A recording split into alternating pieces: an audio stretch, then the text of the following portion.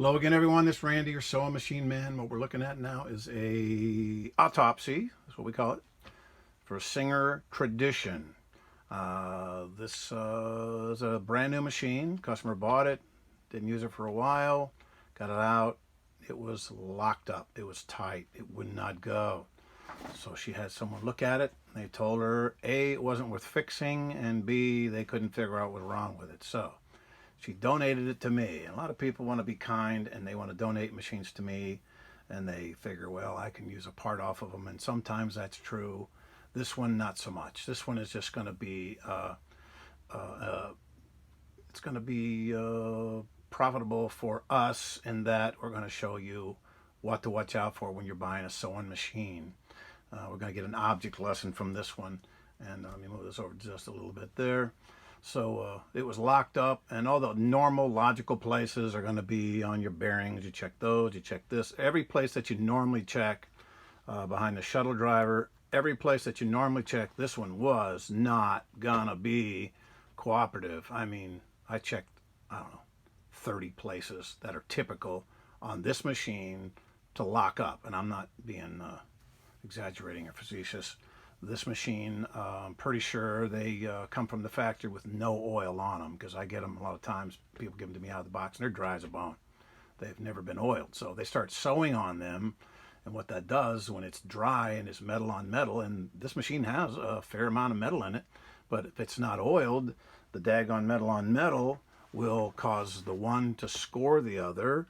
And when one metal in close contact scores and scratches the other one, then all those shavings and stuff get in there. It changes the dimension of the fit, and then it locks up, and then all the oil in the world is not going to help it. Now this one was a stumper because the main shaft and this little guy, the bearings were locked up, but I got those free. Thought we were good. Still wouldn't turn. This apparatus here has one little oil on top. It's usually squeaky and oily, and squeaky and dry and without oil. Got that thing going, but still wouldn't turn. And lo and behold, it's this little guy over here is on this, and it won't, just can't get it to turn. It goes to a spot and locks up. Now it's plastic fused onto metal, and there's not a lot of stress in this area, so there's a lot of machines that run nylon and metal connectors over here, and it's no big deal. But on this one, it's got an oil journal on top, but it never had any oil in it, and it scored that on the inside, and it is locked up. And to give you an idea what that should look like, on a metal one from the good old days, that thing should move like this. It should be absolutely freewheeling.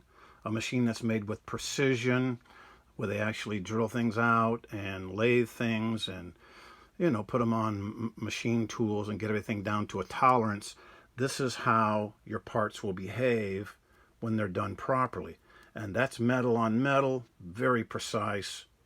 That thing on this old machine, this is a replacement part here, but that guy will just hum. You won't even hear it running. When they say something runs like a Singer, they meant back in the day when Singer was making machines with that kind of precision. Even with the ones now that use plastic, here's a replacement take-up for one that even has a plastic connector, like this other one, but this one is precision. They've actually made it to a standard, and most of these machines just go together with an E-clip now. There's no nuts and bolts. They just snap together. They assemble them like your iPhone. I imagine the same people have the same skill set that put these together that make your iPhone. So they snap together, snap, snap, snap.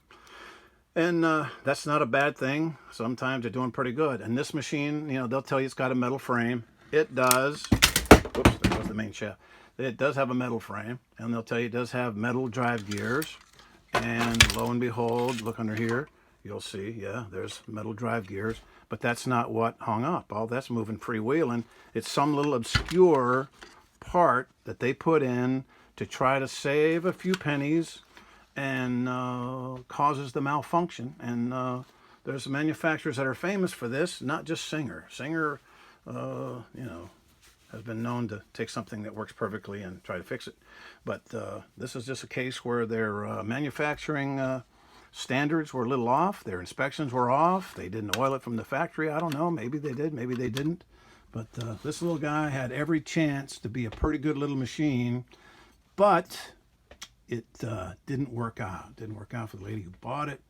And fortunately, she didn't get charged anything to, you know, the fellow. Everybody looked at it, didn't charge him anything to look at it. But it's split up into two quadrants: metal, plastic. It's being recycled, and taking everything out and doing it properly because we want to be environmentally conscious. So the metals go to the metals, plastics go to the plastics, and of course this thing's about half and half mostly. It's got a good metal frame, but that was wasted on the fact that they didn't precision put together the parts. That absolutely over here, these parts have to be precision, and if they're not, you'll get this. So when you're out shopping for a machine, take it out of the box, turn the hand wheel, see if it moves, see if it free wheels. Maybe it's bogus from the factory. Maybe it's just not good.